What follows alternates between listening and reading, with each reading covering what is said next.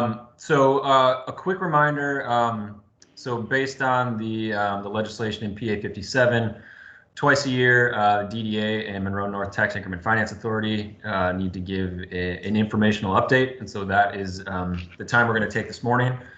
For anyone that joined us in October, there's still some of that same information in here, but I've tried to give a little bit of a recap of our work over the year, and then kind of we'll close out with a look ahead to 21. So no surprise as a starting point. I think it's hard to overstate some of the impacts to downtown based on the pandemic. So for a neighborhood that's built around activity, we really saw things grind to a halt in April and May. And in every measure, we were down on activity and vibrancy. So looking at hotel occupancy, foot traffic, dash ridership, as well as even just some of the broader indicators around airport travel. So we saw significant impacts. That said, the DDA and TIFA continued their work on their priorities, and over the calendar year 2020, deployed more than $8 million of resources into the community, both for near-term support for businesses, as well as more forward-thinking planning, infrastructure development, and things that we think will really help lead us into a strong recovery in 21 and beyond. Going to the next slide, I'll just kind of unpack some of that work based around our master plan goals, and starting first and foremost with the river.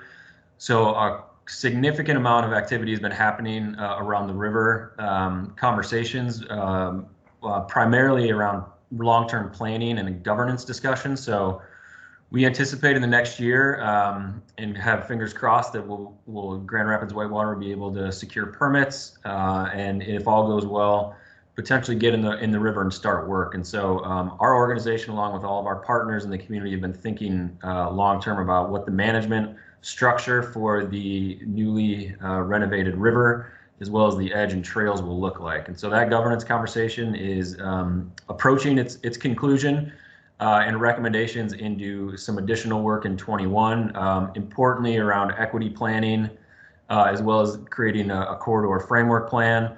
Also conversations around establishing a new nonprofit that would be charged with the day-to-day oversight and management of the river corridor. So excited to see that work move along. But we're not just planning, we are also moving forward on infrastructure projects. So at our meeting in October, the DDA authorized over $500,000 for infrastructure improvement work, including upgrades to the existing boardwalk, thinking about the entry points to the river, entry and exit points. So we'll be working with the city over the next year to bring those infrastructure projects to fruition. Also continuing with engagement to make sure our neighbors and residents of the city and near neighborhoods are just continuing to interact with the river and give us their feedback on how this can really become a great community asset that really does drive our economic recovery. I also wanted to point out that we have gotten into our work for the redesign of Lion Square. So top right corner there, you see the existing conditions, albeit with a little bit of higher water. But we are continuing on the redesign of that space and do have expectations that would be delivered and underway in 2021. Next slide, please. In addition to our work around the river, also continue to stay focused on driving development. Despite some of the obvious economic impacts, we have seen construction continue on a number of important projects. Couple of data points. So we currently have 44 residential units that are finishing up over there on Bridge Street. We also have, I should say, the Canopy Hotel open, and the Residence Inn should be opening very shortly over at Fulton and Ionia, delivering 302 new hotel rooms to the downtown market. Parking, which is always an important discussion point. We are adding over 1,800 parking spaces between just the GVSU new ramp up on Michigan Street, as well as the MSU ramp there at Michigan and Monroe. And then importantly, we have over 500,000 square feet of office space under construction. And that does not include the recent announcement of Perigo, but the GVSU project, the RDV Core integrated up on Ottawa, the Doug Meyer Innovation Building, as well as the Acrisure headquarters. So a significant amount of office activity is underway, and we're excited to see some of that delivered here in the coming year. Next slide, please. We're also continuing to plan for new development, and although we have limited space to accommodate new growth, there are some important initiatives happening right now. We just got an update on the what we're calling the Bridge South process. So that is our partnership with the city and looking at the publicly owned land over on the west side, so just west of the 131 freeway and south of Bridge Street, and really putting together a disposition strategy for that district and area, as we think it's a new frontier for growth. And then also at the 201 Market and Fulton Market sites, there is some infrastructure work that will be getting underway in 21 to decommission the sewer line there to open it up for development. And there is some long-term visioning and planning happening on those sites right now as well, and thinking about how that can not only support the work around the river and activation of the Grand River, as well as its edges, but also to accommodate some of our growth around housing, as well as accommodating new jobs. Next slide. On the mobility side, we are working currently on a new wayfinding strategy. So looking at the green signs that I'm sure some of you are familiar with, that are shown over on the far left, rethinking our wayfinding strategy to make navigating both to and around downtown as easy and as seamless as possible. So we have that planning exercise underway, and the recommendations will be coming forward early in 21, and we will be budgeting for upgrades to that system. Also, new infrastructure has been delivered. So Division Avenue recently opened up after a pretty substantial facelift. That included new lights, median, as well as a repaved road. So I think that has really helped to revive and just shine a light on the assets down on Division Avenue. Also, recently the scooters were deployed, so the spin scooters in downtown as well as in the near neighborhoods, and just providing another new mobility option for people coming to downtown. Next slide shows what has been a significant focus of our work over the past couple months. So in October, the DDA approved funding for winterizing outdoor dining, as we see this as a crucial piece of supporting our businesses through the winter months and getting into the spring. So there was an initial round of funding for around $200,000. We've seen have engaged with about 30 businesses that have expressed interest. 5 have been approved and have redeployed infrastructure to support outdoor dining. And we're in conversations with many others. And just this morning, DDA increased the amount in that fund, and so we will continue to work with businesses to get these resources out to supply what we hear and continue to believe is an important lifeline for our downtown business community. On the goal 4 front, so thinking about businesses and supporting continued vitality of the local economy. So we continue to work with existing businesses as well as find opportunities for new entrepreneurs to locate in downtown. Back in November, we had 2 new businesses open up that the DDA had previously supported. This GR Noir as well as Mel Styles.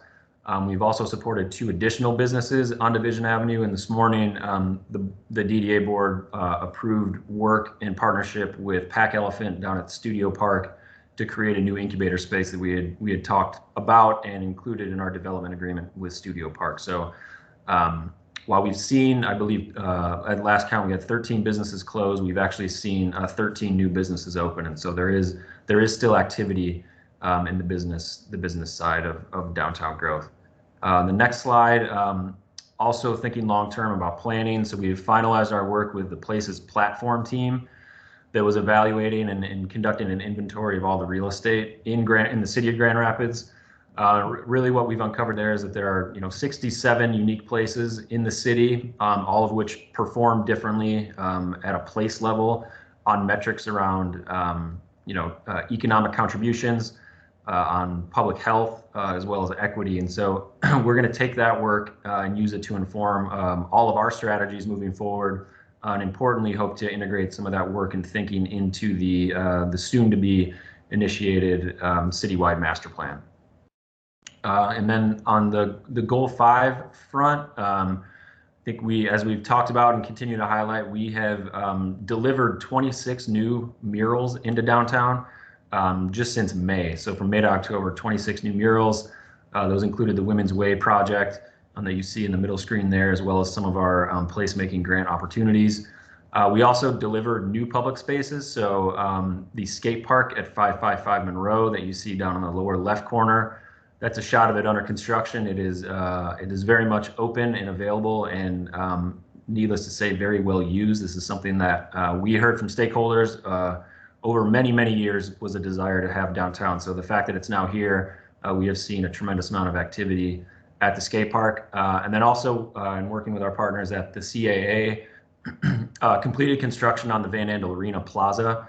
So you see that down in the lower right. And so that is a new space that we will be looking to activate as we move into 2021. The next thing I wanted to highlight here is, as we're moving into the winter, we have done a tremendous amount of planning and thinking about how we can activate the downtown neighborhood during the winter months. That started with authorization of 3 new art pieces that are primarily temporary, although on the top one we are going to be purchasing one of these art pieces. But these are going to serve as, we hope, attraction points for the community members through the winter months.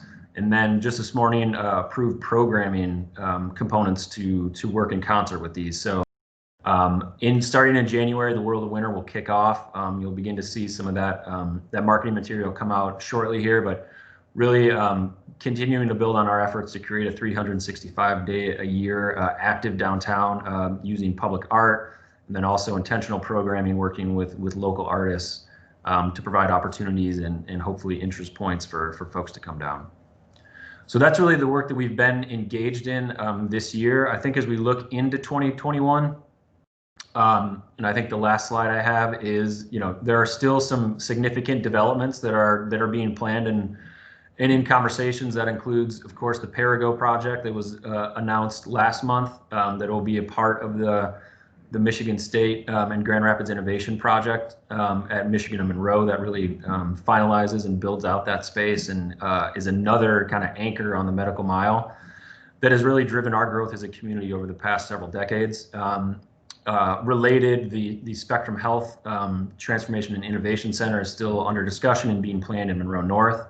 And as that comes together, again, I think just continues to reiterate the importance of the medical sciences in driving future growth for Grand Rapids.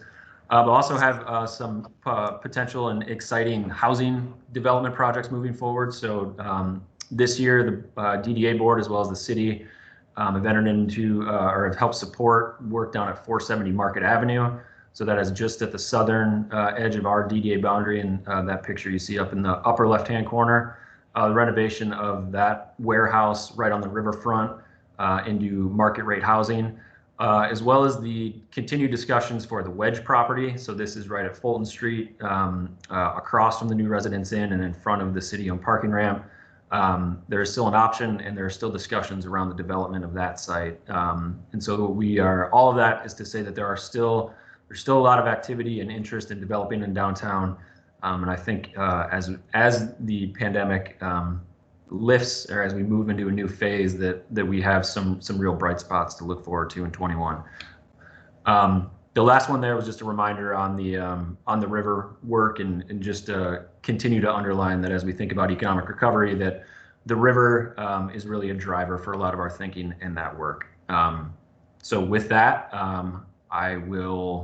I'm happy to take any questions if anyone has any.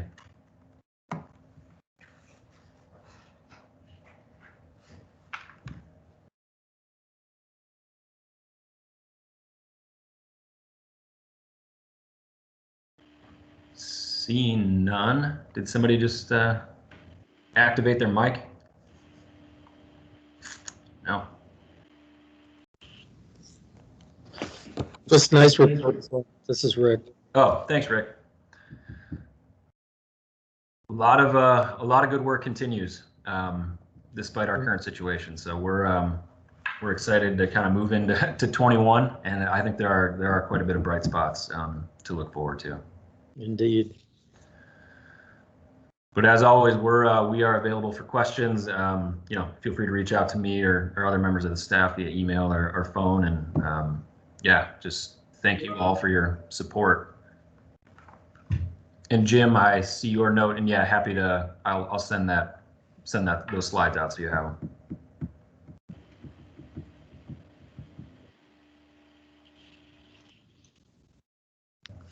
All right. All right. Thanks, everyone. Have a good day.